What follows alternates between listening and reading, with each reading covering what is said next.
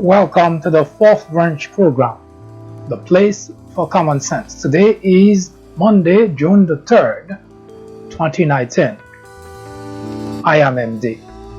We have the regular program we always talk about, especially the first segment of the program. We read the Mueller report. We will do that again today. But we will do also something a little bit different. You may have received an invite that may have said something to the effect of, "Are you a patriot?" We will be looking at that. If you are an American, whether you live here or abroad, but more specifically, if you are a patriot, I hope you stay with me because we will do a couple of things. We will take a look at what exactly does it mean to be a patriot. And the second thing we will do, we will also take a look at reading the Mueller report. I hope you stay with us.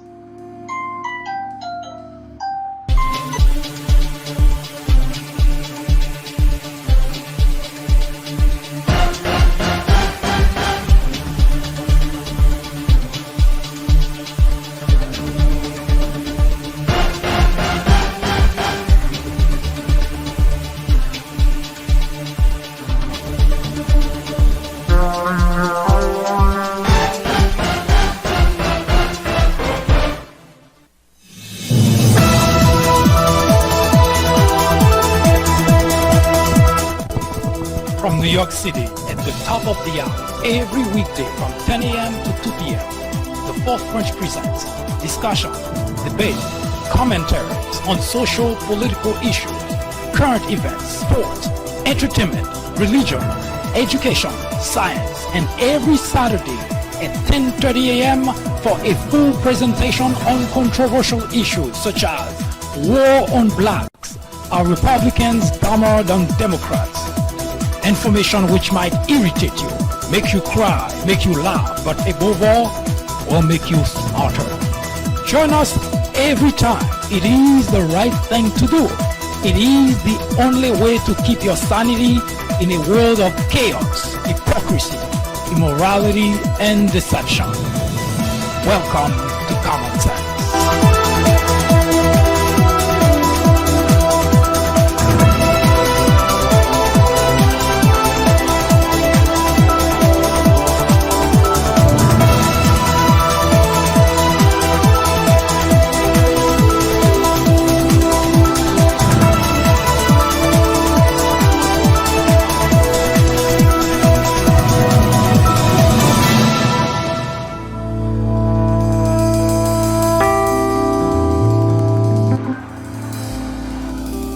Once again, I'm glad that you're here.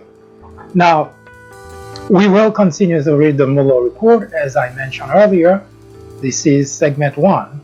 But today, we will have just one segment. We usually have 3. Segment 1, 2, and 3. Segment 1 happens at 10 o'clock, segment 2 at 12, and segment 3 at 2. But today, we'll have just one segment. It's going to be a little bit longer, but it is worth it.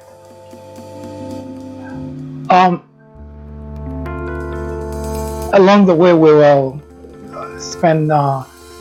cut some of our commentaries and go about reading the Mueller report. So we'll have to move to the next location for that. Now,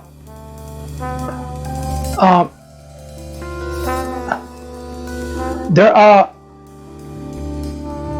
when Donald Trump became President of the United States, one of the things that actually marks Donald Trump presidency is overt public dispute, division among people in the country. There is no hiding it, because usually politicians would, if they want to undermine a group, they usually would do it behind the scene, and they would be, especially a president, has a lot of resources at his disposal, would use those resources to prevent whatever that individual is doing that's wrong, not to see the light of day. But with Donald Trump, he doesn't even care. He does everything publicly. You may recall in the beginning, in fact, probably in the first, second, or third month of his presidency, there was a debate raging in the country. NFL player, starting with Colin Kaepernick, kneeling down to protest police brutality against blacks. Now, any president other than Donald Trump would have seized on that moment to not only address the nation about this problem which has plagued our country, but would have also tried to steer the country in a direction in order to try to stamp out racism in the country. No, that's not what Donald Trump did. Instead, he used that to incite violence, to pin the constituent one against the other, and that has never abated.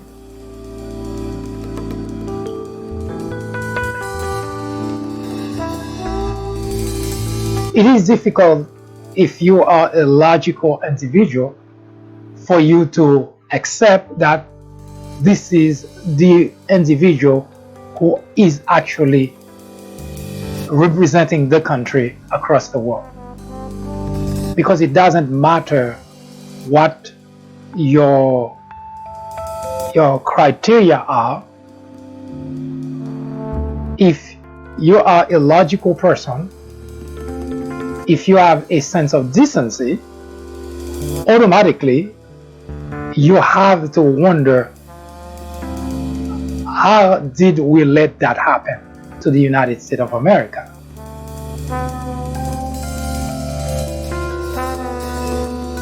So it's not about you because you feel good that you are a certain way and you find someone who is that way and then you say the hell with everybody else.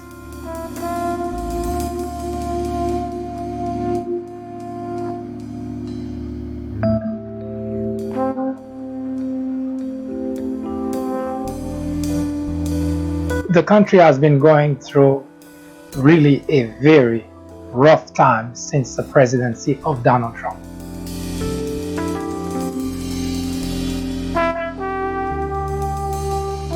It is one thing to make mistakes, which everybody does, but it is a very different thing when, one, that you may not even realize that you make a mistake, or two, you do not care that you made a mistake. Three, you do not care that your mistakes impact not just people in this generation, but will impact people in future generations. But importantly, that the mistake that you made may actually damage the country for a very long time. So if you fall into any one of those categories, it is something that should be of concern to you, and you should re-examine your life. It used to be a time when parents used to really spend a great deal of time doing everything in order to provide for their children, but most importantly, in order to pave the way for their children, the future. So whatever they get involved in, including politics, is a way to contribute so that those individual parents would live a society that is much better than what they walk into.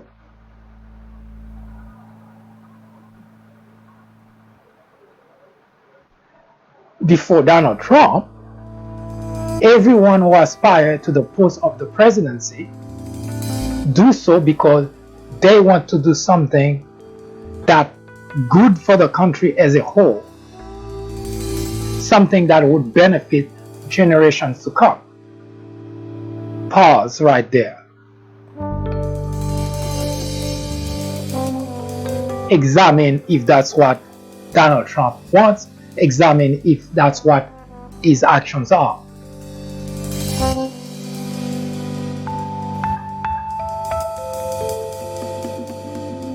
The big difference between Democrats and Republicans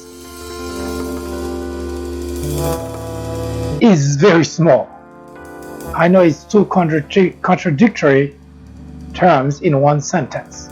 So the big difference between Democrats and Republicans is actually very small. The major problems why our country has been pretty much seesawing back and forth between the two major political parties is because the politicians have already found the recipe to keep their job forever, to the detriment of the country, to the detriment of the constituent. Now, if you think about it for just a moment, you vote Republicans because you've always voted Republicans. Or you vote Republican because you said, at least that's what most Republicans say, claim to like what Republicans stand for, right? And people who vote Democrats also have a similar ideas, behavior. Now, there is a big difference between not liking something someone does and not liking that individual. Let me explain. Democrats, for all their faults, they stand for something. And I don't mean that lightly. They fight for people's civil rights. They fight for equality. They fight for gender equality. They fight for homosexuality rights, and so on and so forth. But they do not just say they fight for those, but they, as we say here, they put their money where their mouth is. Now, if you are a Republican, you may not like any of that. You may be against LGBT, you may be against abortion, you may be against a lot of things. But what are you for?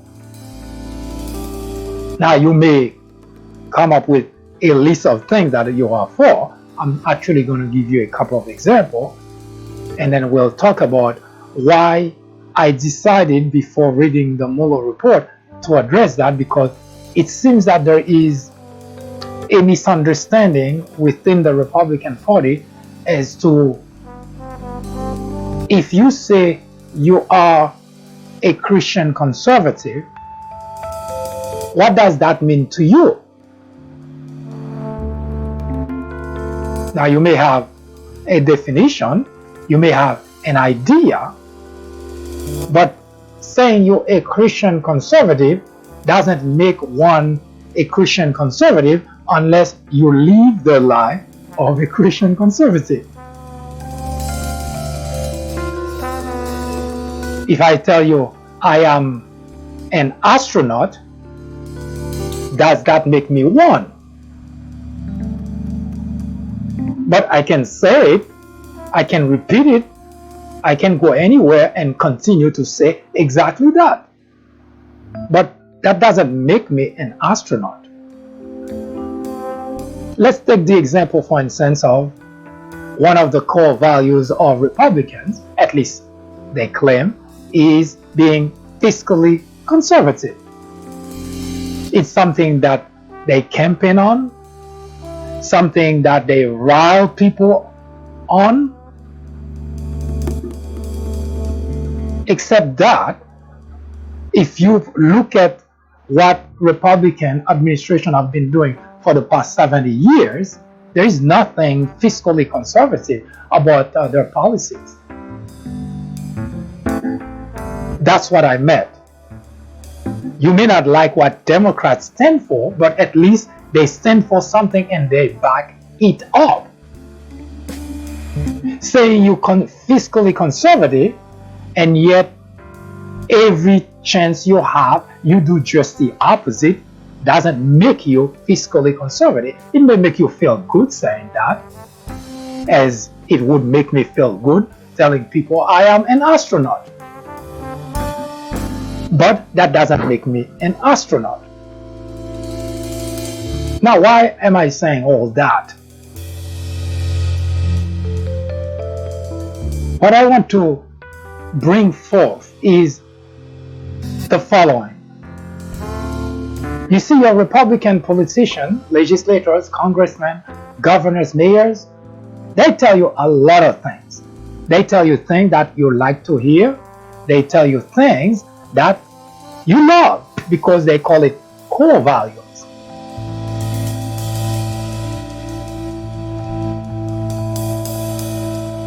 But how many times does someone have to trick you before you figure out what that person is doing? Because for 70 years, Republicans have been telling their constituents they're fiscally conservative. And you see time and again and again and again and again and again, what they do is actually worse than what they accuse Democrats of when Democrats are in control. So what makes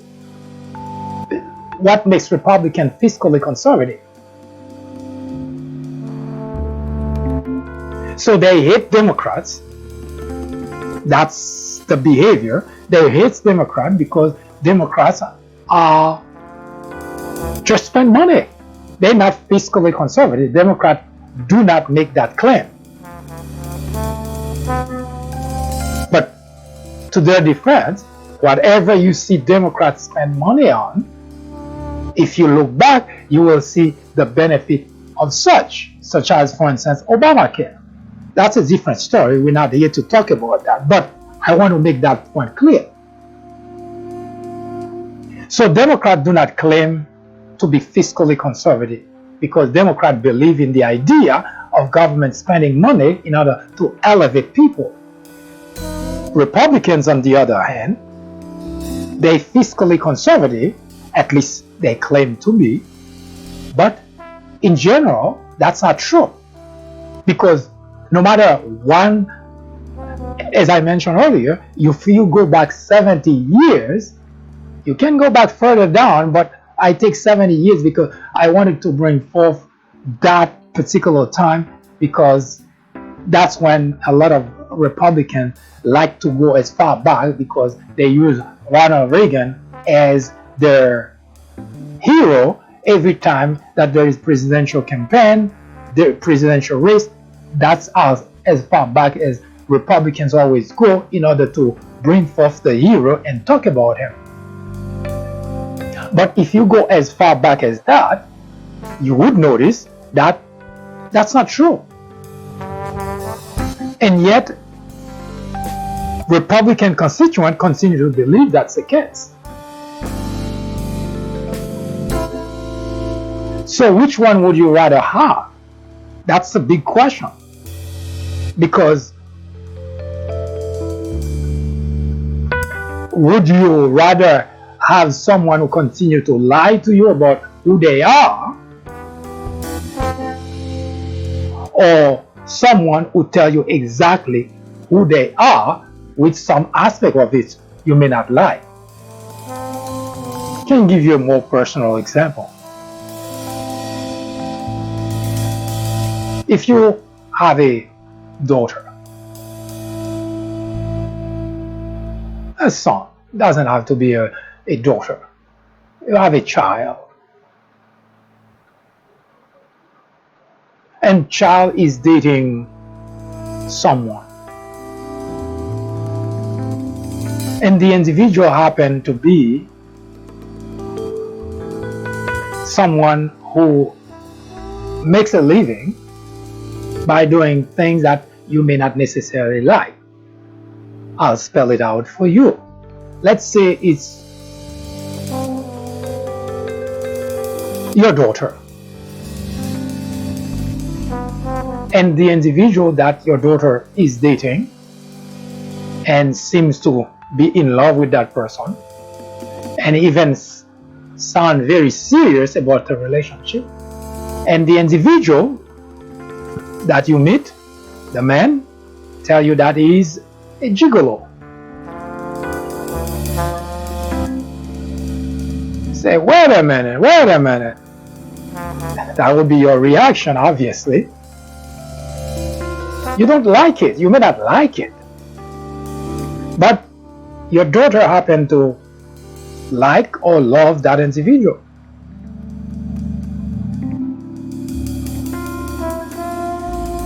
But you completely against that man because he opened up his life and tell you that he's a gigolo.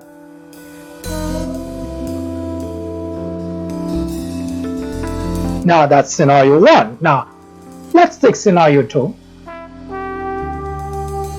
Daughter number two is dating a man, and that man comes and tell you that he is, let's say he is a doctor. He said he's a doctor, surgeon. Now that's the guy you want for your daughter.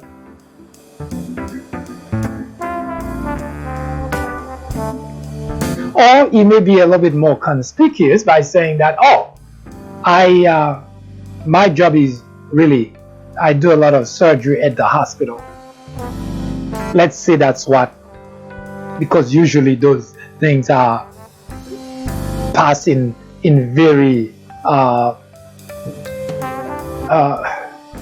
term I'm looking for, never upfront, but they provide the information in such a nuanced way that you take from it whatever you want to take, but that's not what the person says. So the individual say, oh, me, I'm mostly most of my day I spend performing surgery. So automatically in your mind, that guy is a surgeon.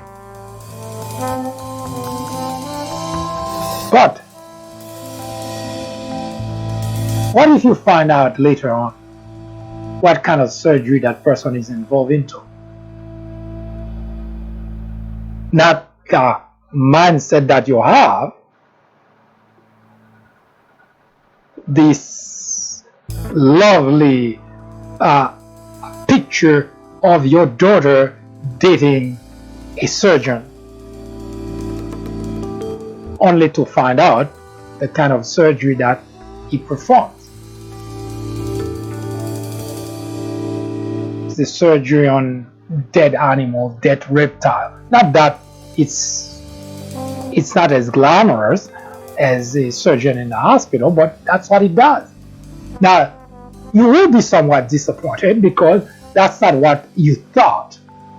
In other words, men too deceived you. Man one told you exactly who he is. I'm a gigolo. Man two told you that he spent his time doing surgery. So you prefer man two because man two lied to you. But you have a problem with man one because man one tell you the truth. And that's pretty much the predicament most Republicans find themselves into. Because the Republican legislators lied to them day in, day out, and on top of that they have this huge opportunity of a network that amplifies that message. and they keep telling you what you want to hear, although they live no such life.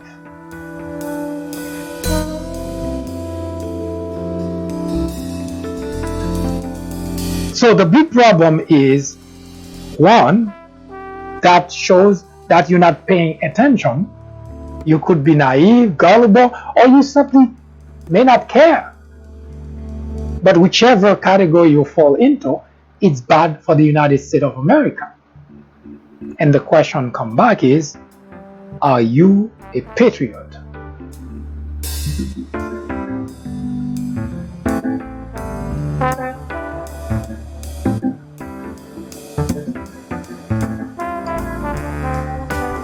You see, a patriot is not an individual who happened to stand during the national anthem and put his hand on his chest and that's it, you are a patriot. That's not patriotism.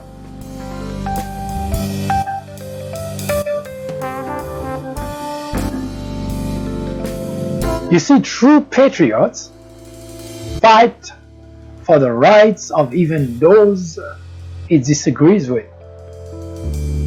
Now, I know, because I've been talking a lot to a lot of Republicans, they do not like Democrats because Democrats stand for things that they say they do not stand for. Okay, that's fine. I understand that you're against abortion.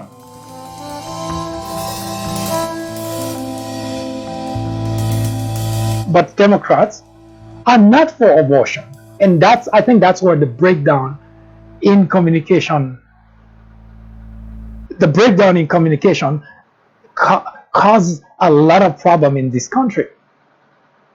Because the translation, because Democrats are against the idea of banning abortion, then it is translated to Democrats are for abortion.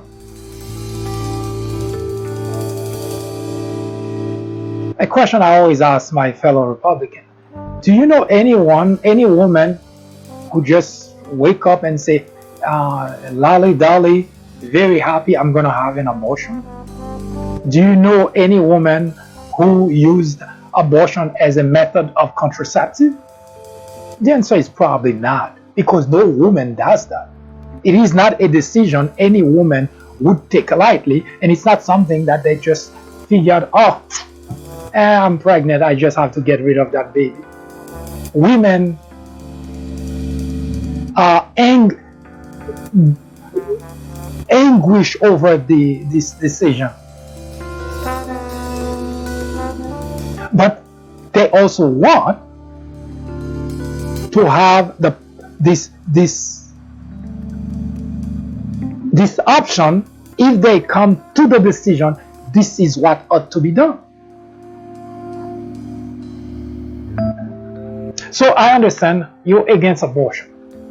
By the way, I'm against abortion too, but what I just mentioned, I'm also for for women to be able to make that decision at that crucial moment. So I would not impose my personal belief, my personal position, my personal stance on somebody else, because it would be unfair that someone would do the same thing to me. For a different reason, of course. And here's the big dilemma in the United States of America in politics. Republican legislators, they're not for any of the things that they say they're for. Well, how can I possibly know that? Well, do you need proof of that? We don't even have to go back 70 years. Look at just during the Trump administration. Republican legislators tell you that they're fiscally conservative. Look what they've been doing for the past couple of years. And tell me, are they fiscally conservative? Of course not. But they tell you that's what they are, because they realize that the Republican constituents are gullible, they're naive, they buy everything that they are told. So they continue to lie to the constituent because they know they will get away with it. But when they see if there is a possibility that their lies may not fly, now they demonize the other side, the Democrat, to tell you that that option is no good for you. So they create a monster. That's what Republican legislators do. And I've been doing a lot of those programs and showing you where they've been doing all those things. And one of the aspects that we currently researching in order to talk about it in light of what just happened in Virginia Beach is this idea that the Constitution gives you the right to bear arms. Now they make you believe that's what they're protecting. But we know that's not the case, and we're going to show that to you. That's not really the case. Because if that were to be, if they were so interested in protecting the Constitution, why are they so helping Donald Trump destroy the Constitution? We will get to that, but I just wanted to make that point clear, because when you hear your Republican legislator telling you that they for something, it's because it helps them to keep their job. But because also they know that they can lie to their constituent, to their Republican constituent, and the Republican constituent would buy the lie because they've been buying it for over 2 centuries now. So Republicans, legislators, they are very good at that. And that's why when Rick Scott and Mike Brown from Indiana proposed the idea of limited term for our legislators, congressmen, senators, I am elated to hear that. Obviously, whether that's going to pass or not, I don't know, because Mitch McConnell seems to oppose anything that can help advance the country. And one more reason that if you are a Republican and you want the country to move forward, Mitch McConnell is one such individual you want to get out of Washington. He's been there for 3+ decades. You see the problem in Washington? They don't care about the constituent, because all they care about is stay there as long as humanly possible, make money, continue to work out their deal with lobbyists, with people who finance their campaign, and as far as the constituent, they couldn't care less. So that's why the idea itself, to me anyway, is a good idea. Put term limits on legislators in Washington.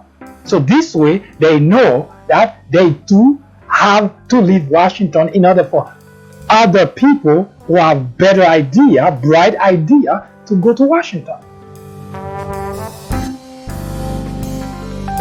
So this big divide that you've been hearing about the country, now that put the country in the predicament that it's in, is the lies that have been fed to Republican constituents by their Republican legislators.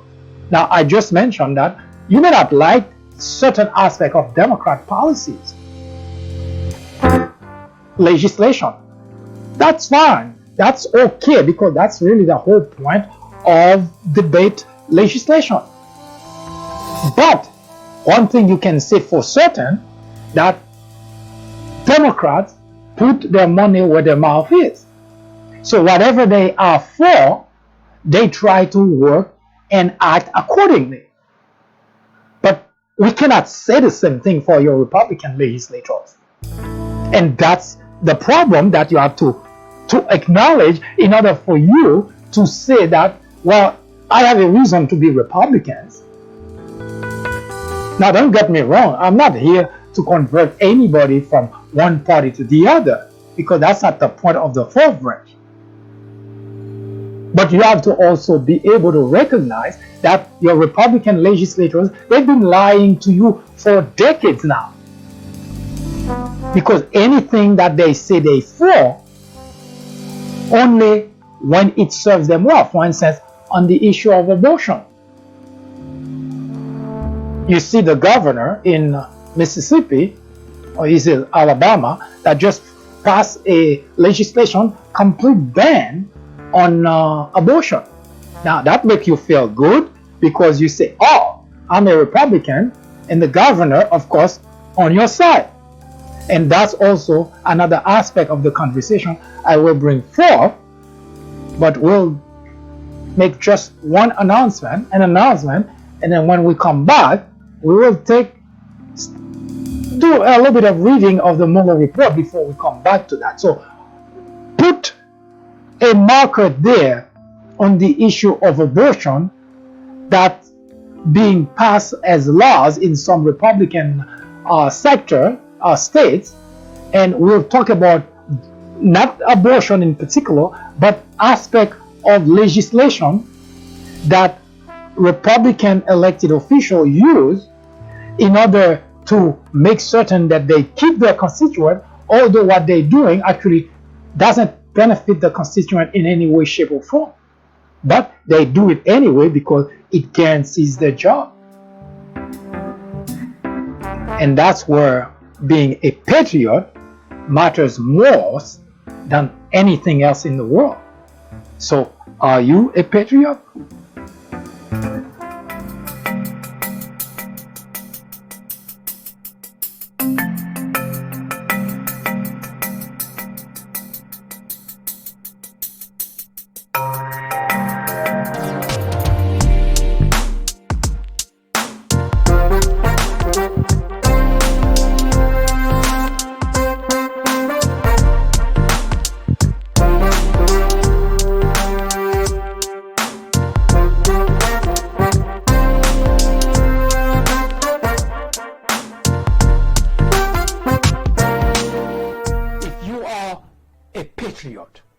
You cannot not be outraged, because this is not a matter of being Democrat or being Republican, because the very reason that our democracy survives is because of that very structure of our government.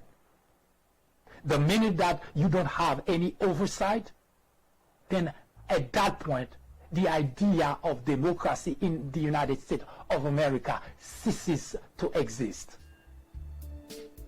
So if you are a Republican and you think it's okay, then you too are no patriot. There is no other word of saying it. No matter what you hear people saying, trying to sugarcoat, trying to go around to explain it to you, that's all it means.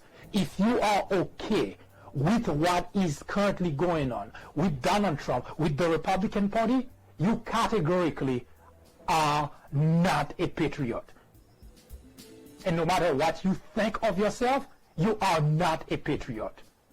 Because a patriot is someone who would give or who would make sacrifice sometimes of his or her own life, let alone sacrifice a political party in order to preserve the democracy, in order to preserve the Constitution, in order to preserve the rule of law. So if you cannot do that, don't talk to anyone about being patriot, because you are no patriot.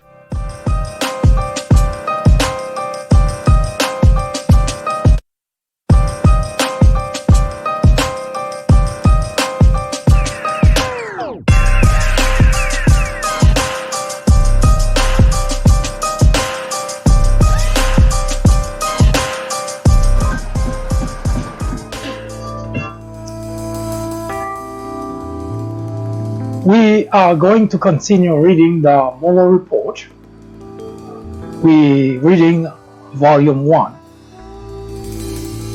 In sum, the investigation established that the GRU hacked into email accounts of persons affiliated with the Clinton campaign, as well as computers of the DNC and the DCCC. The GRU then exfiltrated data related to the 2016 election from these accounts and computers and disseminated that data through fictitious online persona, DCLeaks and Guccifer 2.0, and later through WikiLeaks.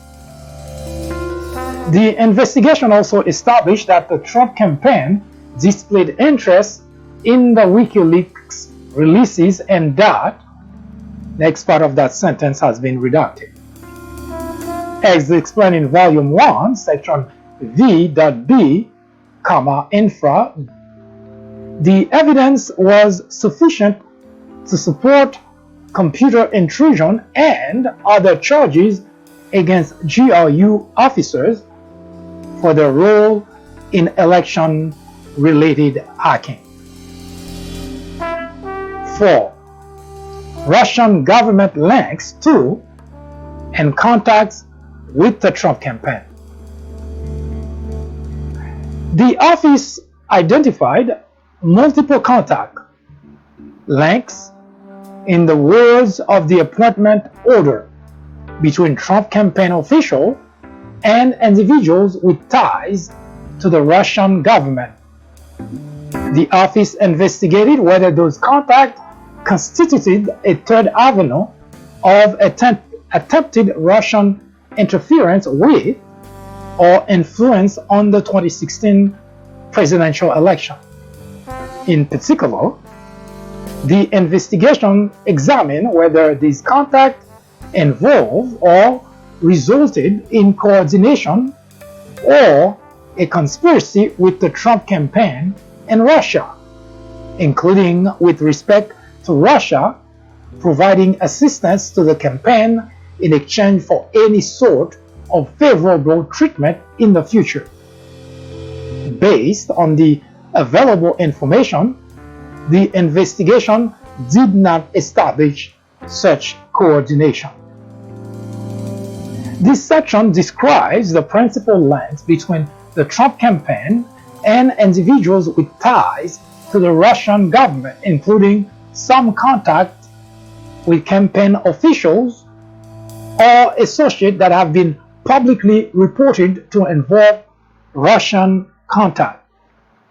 Each subsection begins with an overview of the Russian contact at issue and then describe in detail the relevant facts, which are generally presented in chronological order, beginning with the early month of the campaign and extended through the post-election transition period.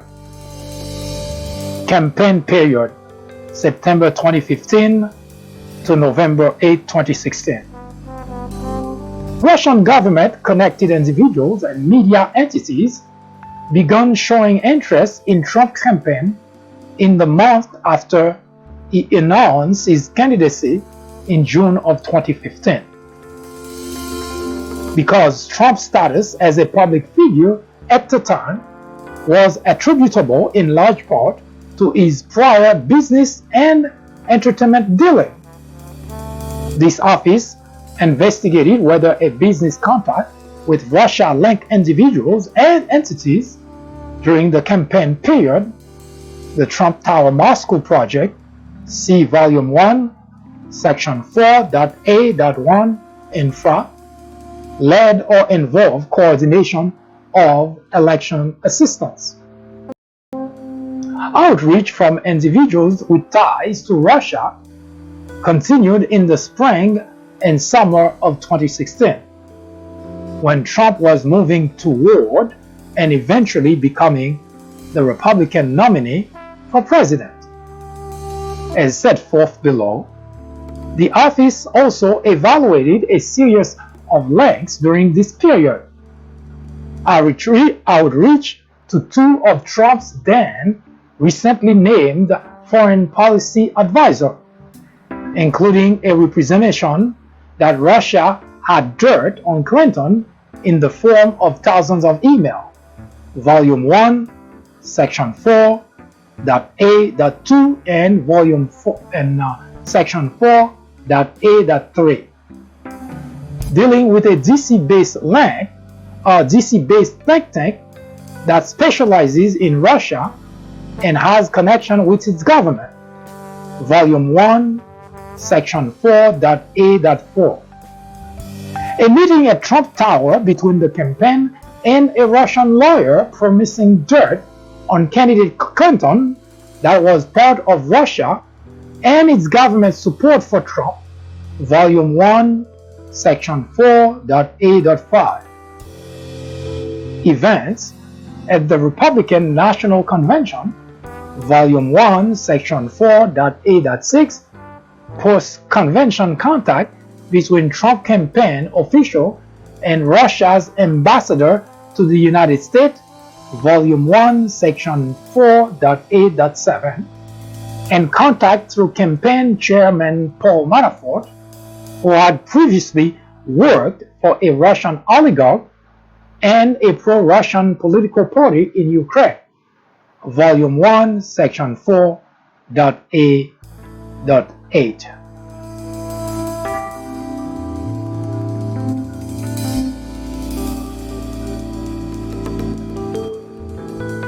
Trump Tower Moscow. The Trump Organization has pursued and completed projects outside the United States as part of its real estate portfolio. Some projects have involved the acquisition and ownership through subsidiary corporate structures of property. In other cases, the Trump Organization has executed licensing deals with real estate developers and management companies, often local to the country where the project was located. Between at least 2013 and 2016, the Trump Organization explored a similar licensing deal in Russia, involving the construction of a Trump-branded property in Moscow. The project, commonly referred to as a Trump Tower Moscow or Trump Moscow project, anticipated a combination of commercial, hotel, and residential properties all within the same building. Between 2013 and June 2016, several employees of the Trump Organization, including then President of the organization Donald J. Trump, pursued a Moscow deal with several Russian counterparties. From the fall of 2015 until the middle of 2016, Michael Cohen spearheaded the Trump Organization pursuit of a Trump Tower Moscow project, including by reporting on the project status to candidate Trump and other executives in the Trump Organization.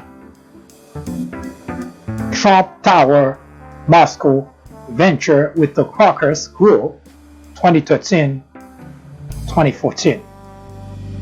The Trump Organization and the Crocus Group, a Russian real estate conglomerate owned and controlled by Aras Agalarov, began discussing a Russia-based real estate project shortly after the conclusion of the 2013 Miss Universe pageant in Moscow. Donald J. Trump Jr. served as the primary negotiator on behalf of the Trump Organization. Emin Agalarov, son of Aras Agalarov, and Irakli Ike Kavaladze represented the Crocus Group during negotiation with the occasional assistance of Robert Goldstone. In December of 2013, Kavaladze and Trump Jr. negotiated and signed preliminary terms of an agreement for the Trump Tower Moscow project. On December 23, 2013, after discussion with Donald J. Trump, the Trump Organization agreed to accept an arrangement whereby the organization received a flat 3.5% commission on all sales, with no licensing fees or incentive. The parties negotiated a letter of intent during January and February of 2014. From January 2014 through November 2014, the Trump Organization and Crocus Group discussed development plans for the Moscow project. Sometime before January 24, 2014, the Crocus Group sent the Trump Organization a proposal for a 800-unit 194-meter building to be constructed at an Agalarov-owned site in Moscow called Crocker City, which has also been the site of the Miss Universe pageant. In February of 2014, Ivanka Trump met with Emin Agalarov and toured the Crocker City site during a visit to Moscow. From March 2014 through July 2014, the groups discussed design standards and other architectural elements. For example, in July of 2014, members of the Trump Organization sent Crocker's group counterparties questions about demographics of these prospective buyers in the Crocker City area, the development of neighboring parcels in Crocker City, and concept for redesigning portion of the building. In August of 2014, the Trump Organization requested specification for a competing Marriott branded tower being built in Crocker City. Beginning in September 2014, the Trump Organization stopped responding in a timely fashion to correspondence and proposal from the Crocker's group. Communication between the two groups continued through November 2014 with decreasing frequency. What appears to be the last communication is dated November 24, 2014.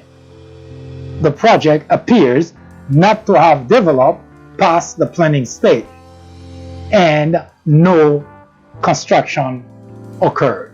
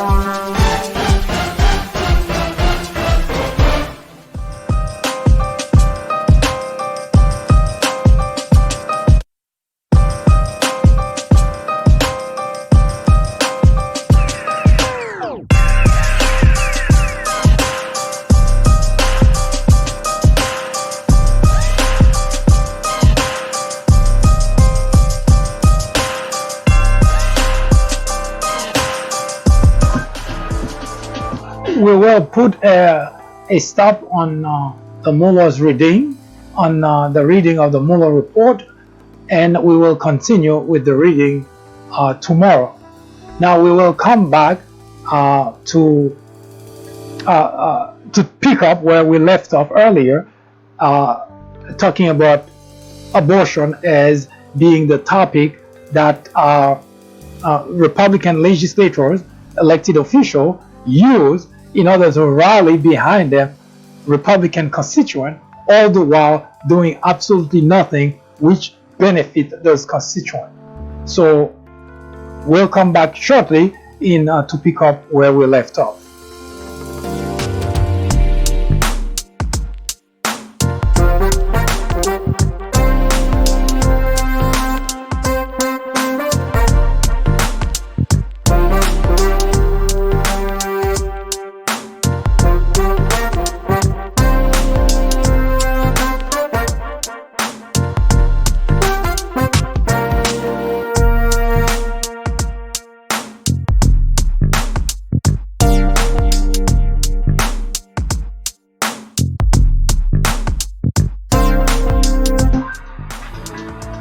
Remember, I mentioned earlier that the big difference between Democrats and Republicans, I'm speaking more specifically about legislators. Democrats clearly state what they are for, and they attend to it in legislation, in policies, and so on. Now, there is a big difference between not liking a legislation and not liking individual. I met many Republicans who said that they would swear they would never vote Democrat, and the reason is rather simple. They don't like Democrats' policies. I'm not here to force the issue to tell you have to like Democrats' policy, because the whole point of political debates is that you stand for something and you cling to it, and if the other party doesn't stand for it, then you move away from it. So there is usually a push and pull, kind of a give and take, and that's what makes a country work. Because if there is just one party, one person that saying how things should go, it would not be democracy to begin with, and it probably would be more like some sort of authoritarianism structure type of government. So nobody would like it. So there is nothing wrong with having different political party and having different ideas. But what I try to convey and emphasize in this discussion, and that's why we say this is the place for common sense, because the idea is not to convert you from Democrat to Republican or vice versa, but rather to present to you in a logical fashion what has been going on, in case you're not watching, you're not paying attention. And there is no debate. Now, you may decide to ignore it anyway, but the point remains that there is no debate in what I just stated. You may not like Democrats because Democrats, well, they okay with abortion. They defend homosexuality. And we can go down the list and you can say, I don't like that, I don't like that, I don't like that. But your Republican legislators are not doing anything for you either, because the fact that they tell you they against abortion, that makes you feel good, so that's why you vote Republican. They're also, because they tell you they're fiscally conservative, but that's why you vote Republican. But all those are lies, because we know, especially when we take the fiscally conservative aspect of this whole thing, we know that for 70 years we've been watching, following, analyzing, researching. Every Republican administration has been doing just the opposite of what they say they stand for. So which one is best? You against something you say you don't like, but you for something that you never are. So you are deceiving yourself by thinking you are for that, because it never happened. And that's not me saying, it's properly documented that every Republican administration has always done just the opposite of being fiscally conservative. So if you are a Republican because you are a fiscally conservative individual, then it is pretty contradictory to support legislators to support a president, to support a party that's simply telling you they are, but never act accordingly. Now, here's the point I want to bring with the abortion example.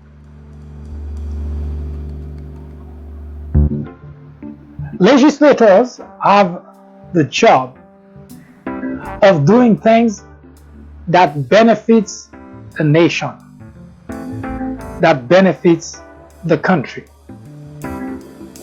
Because legislators are not there to please, to massage our feeling, to make us feel good. Yes, we may feel good in the process, because if the country is going well, if the country has good standing on the world stage, yes, we feel good about it. It's kind of what we call the pride.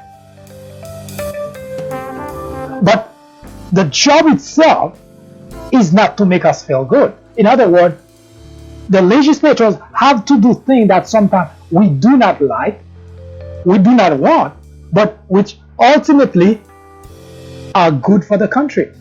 For instance, today, we're seeing the Democrat dancing around the idea of impeachment, but because they're afraid that the public may not be with them. Impeachment is not something that the public will be for, but it's something that's necessary, that's needed in order to preserve our democracy. That's the whole point. The point is not for you to be looking like Nancy Pelosi is doing, to be looking to feel good about yourself. That's not the point of the legislature. That's not their purpose in life. Now, the reason that they are the way they are is because the people made them that way.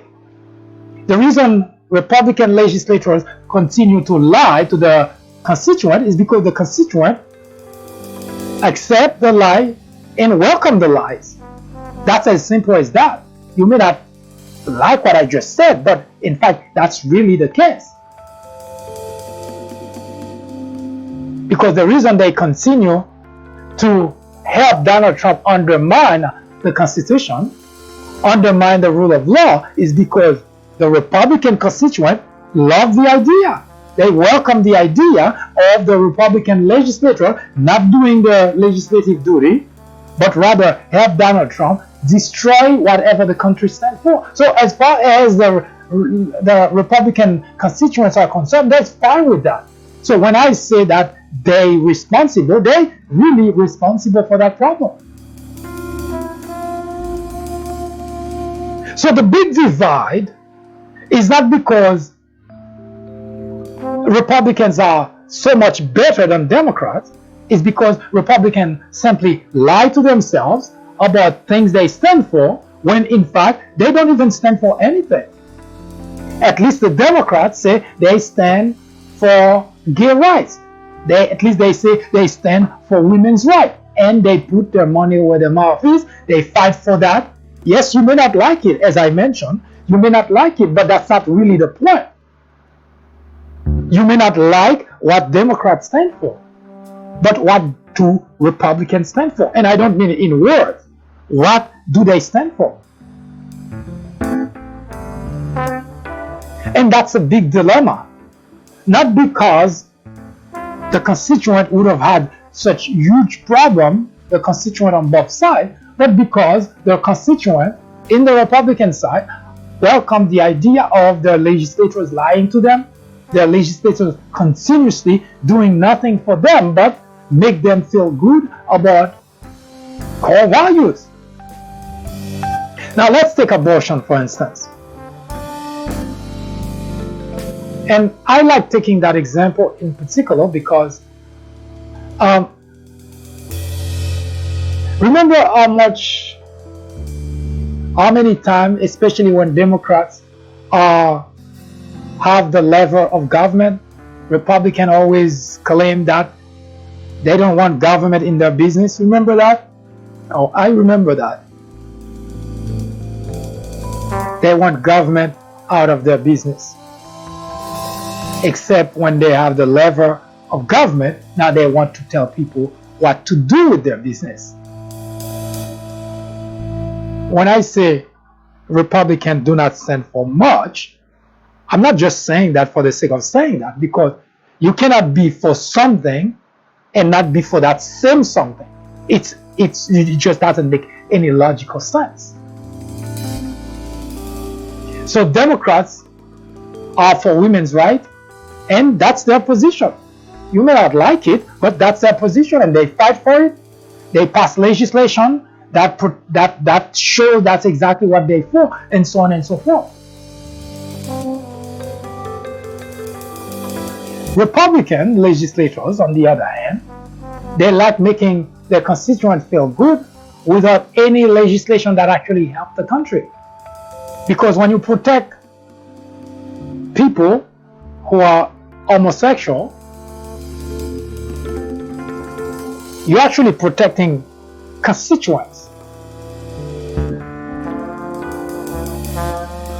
from the action of other violent, extreme constituents who may want to harm them.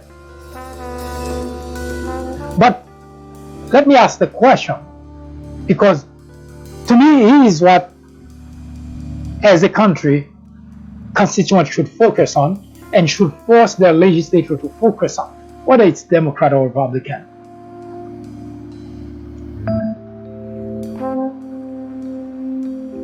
If, probably stupid example, but you'll get the gist. If I like being naked in my house, I don't wear any clothes, I'm always walking around naked. Of course, assuming I don't have kids around, there is nobody around except me. Now, would it be okay if the government comes with a law that says no one should be naked at home? Would that be okay? The example is to make a very stupid and ridiculous point that Republicans seem to want to impose their will on others, but they don't want the other way around. So my being naked at home doesn't do anything to my neighbor.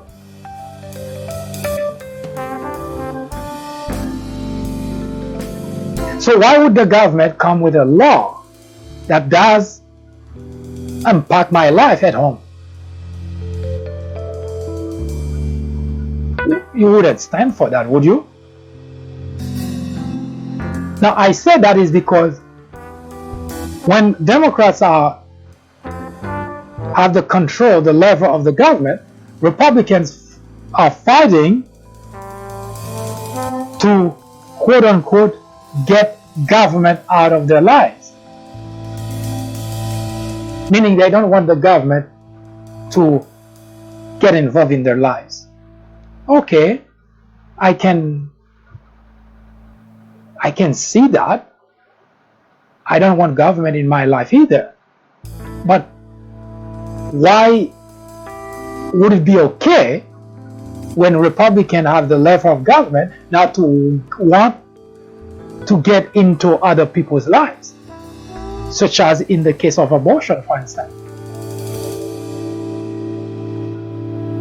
If the neighbor next door has an abortion, how does that affect your life?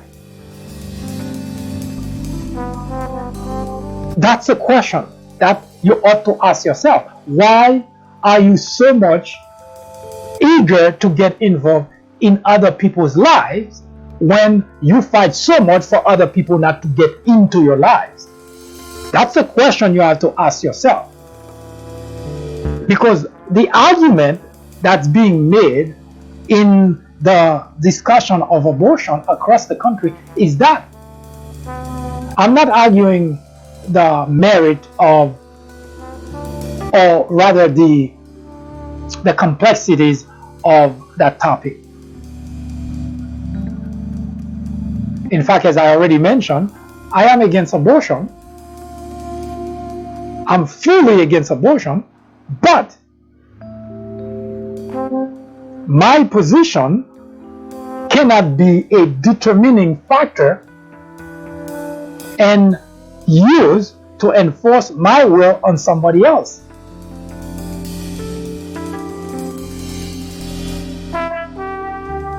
And that's the part that I think when you're talking about the big divide in the country, that's where the big divide comes. Because Republicans like to think that they own everything because they can tell people what to do, but nobody can tell them what to do. And that's where the big divide comes. Because Republican legislators, they rile up their constituents to be against government getting involved in their business. But they're the same people who rile up people, their constituents, to get government to get involved in other people's business when they are in power. And that's a big debate about abortion. As I mentioned before, no woman uses abortion as a method of contraceptive. It is a guarantee. No woman does that because it is a time when an individual has to make a terribly difficult decision.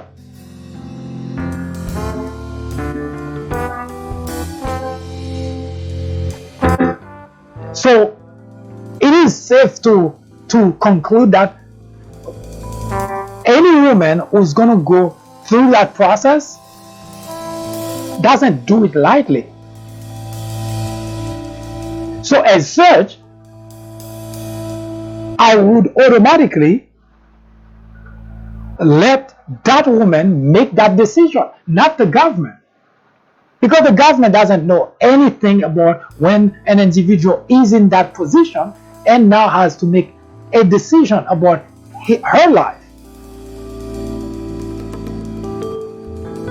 So it's even more hypocritical when Republican constituents getting on their high horse and pretending to be Christian, because we know it's pretending, because we have plenty of proof that they accept a lot of things that Christians should not accept. But whenever it comes to that, they feel like they can get on their high horse and tell people what to do.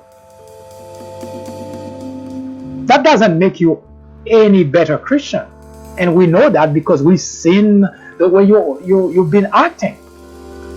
Supporting Donald Trump is one such example. Of course, they spin it, they rationalize it. Donald Trump is not a saint. God forgive it, sir, and so on and so forth. But it looks like it only happened when it's someone you want. Couldn't stand Obama because of what? Because of he's a sinner? And that's the same argument you're making about Donald Trump. He's not a saint. Obama was no saint either. But my point that Republicans like to impose their will on people, all the while claiming they don't want government to impose the will of the government on other people. So the discussion on abortion is more about that you have a party that doesn't stand for anything. Yes, they'll tell you they stand for something, because how could they not? They against abortion. Remember, George W. Bush ran on the premise that he's a Christian, is against homosexuality. Remember that? Well, maybe not, but I do. His vice president, Dick Cheney, daughters are lesbian.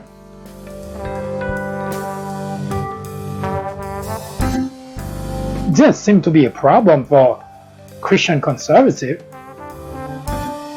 I didn't hear any kind of bad things about them. Now, I'm not bringing them up to bash them, but to make exactly that point. There was nothing that was said bad about them.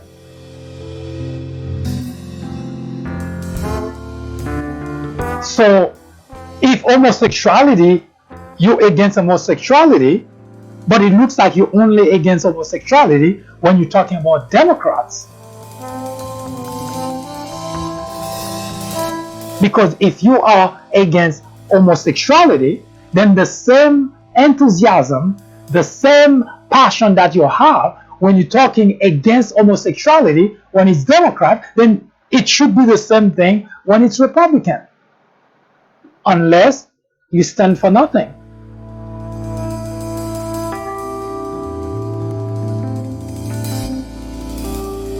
And that's the big divide. Not because there is any big divide, it's because the Republican legislators, they have mastered the art of telling their constituent what the thing that the constituent love to hear, although those legislators stand for absolutely nothing themselves, but the constituent love to hear it. Oh, we Christian conservative. What does that mean?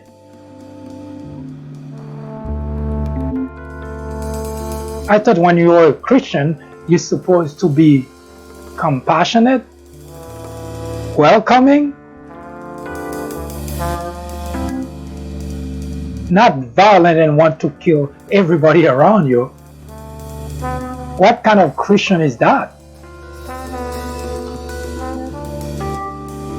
So the idea of core values, yes, there are core values in words. You can go to the Republican Party's website and you'll find out they have a long list of core values.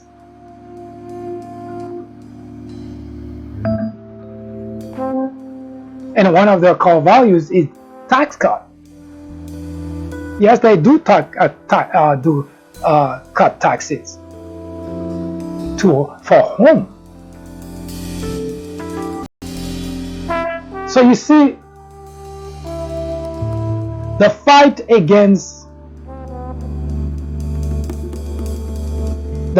of Democrat against Republican and vice versa is a well orchestrated environment by the Republican legislators in order to continue to have their job in Washington without doing anything worthwhile. And this is not just mere words, because we've seen it for decades now. That's all they've been doing. They do things that pleasing to the constituent, but not necessarily good for the country. As I mentioned, if the neighbor next door has an abortion, how does that affect your life? How does that impact your life? So the elected officials spend their time passing legislation that anger a group and make another group feel good, but doesn't do anything for the country. How does the abortion of your neighbor next door affect your life? That's the question you should always ask when your legislators asking you for your support for a piece of legislation. Ask the very question. How does that affect my life? Yes, you may not like it. I'm not asking that. You may not like it because there are a lot of things in life we don't like.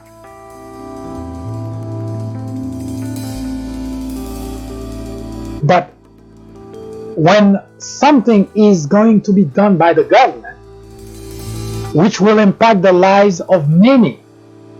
Now today, your action, your support for something may impact the lives of group A.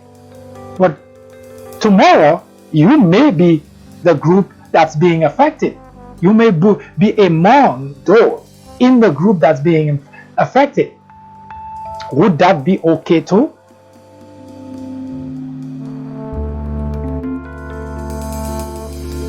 So whenever you see your Republican legislators proposing something that makes you feel good, cheering, if you have any sense of decency, any level of morality, before you jump, that's the first thing you should do. Stop, think. Because so far, your Republican legislators have taken you for granted. Because all they have to do is tell you something, and off you go and run around with whatever you heard from them. And that actually impacts the country greatly.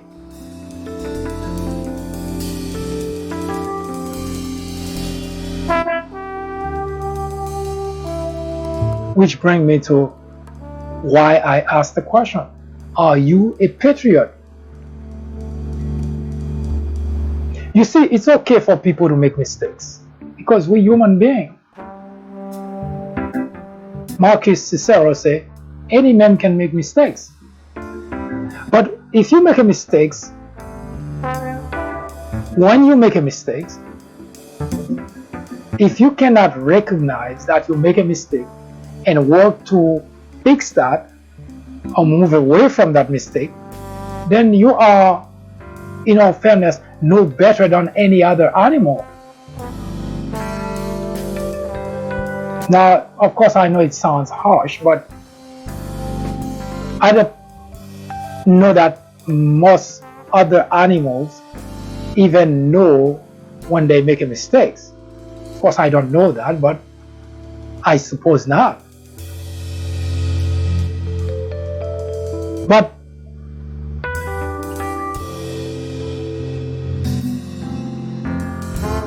it is okay for us humans to make mistakes, but what differentiates us human from the other animal species is the ability to take a look back and see that, oh, that was a mistake. That was a mistake. If we cannot do that, then we no longer belong to the human race, to the human species. Because if we cannot recognize when we make a mistake. Now let me tell you what a mistake is. Anything that has adverse impact on your life or other people's lives, maybe family member, friend, or even the country, is considered a mistake.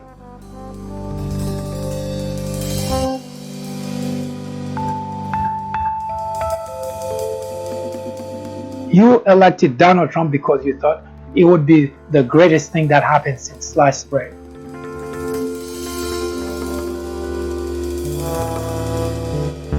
You cannot but look back and see what a mistake it was.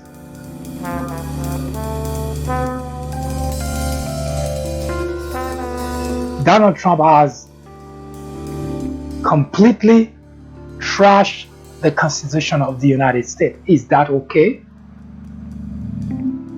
The same Constitution you use to say you have the right to bear arms. The same Constitution. Donald Trump is shredding that Constitution. That's the Constitution that makes this country a democracy. And he is not doing that in hiding, in plain sight. He's doing that just like when he was asking for Russia to help. He's doing that in plain sight. And you go, you cheer him as if that is the best thing that has happened to the United States.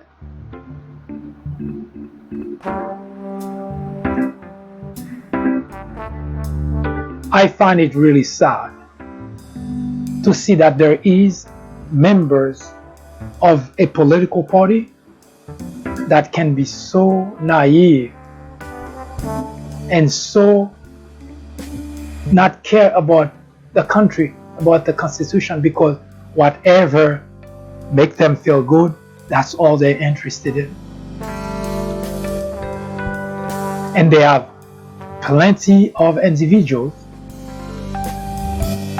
who are attending to that, exactly that. And the question is why? Loyalty is supposed to be to the country, not to an individual, not to a political party. Because Donald Trump will die. And sometimes I said, hopefully sooner rather than later. So what happened when he dies? We are going to be left with the country all damaged by that individual. Is that okay?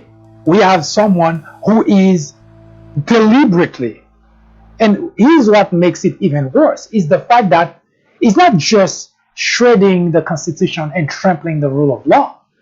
He's doing it for his own benefit, not for the benefit of the country.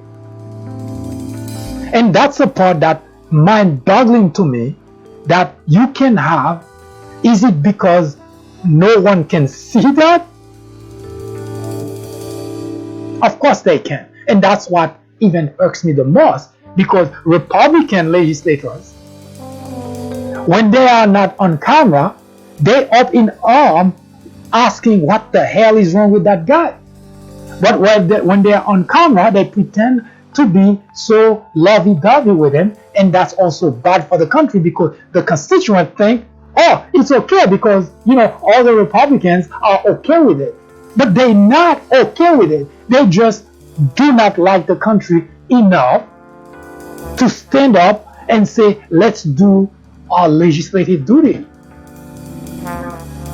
So those are not people who stand for anything. Yes, I said that before. Your Republican legislators, they do not stand for anything. What they do is feed you red meat, political parlance, things that make you feel good, and then you vote them in office again and again and again. But they do not stand for anything, because for 70 years are not a flash in the pan. It's 70 years that clearly show you that Republicans, they just say they are for something, they just say they stand for something, but every time they have the opportunity to pass legislation, they clearly show that's not true. So 70 years don't lie. 70 years of data of a political party that simply do not do any of the things that they say they stand for. How much longer do you need to realize that your Republican legislators stand for nothing? 100, 200 years?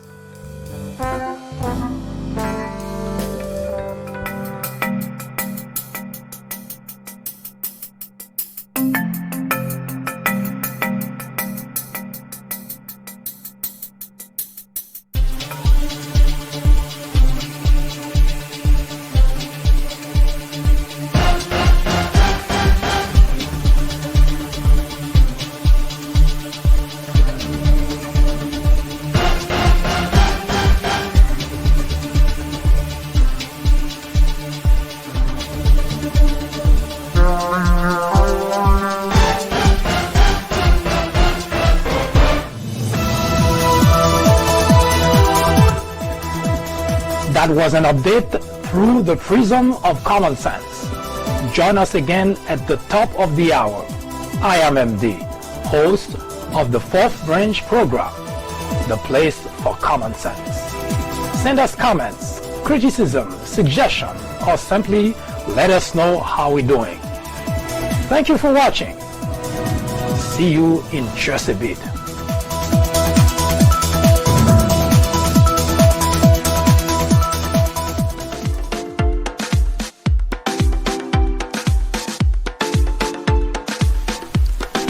The Fourth Branch podcast is brought to you in collaboration with the People Branch publication, which can be found on the People Branch website, located at peoplebranch.org. That's peoplebranch.org. That's peoplebranch.org. weekday.org website, in which you will find a number of very interesting articles.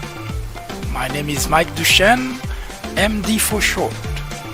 I hope you have a great afternoon or a great evening, whichever it happens to be.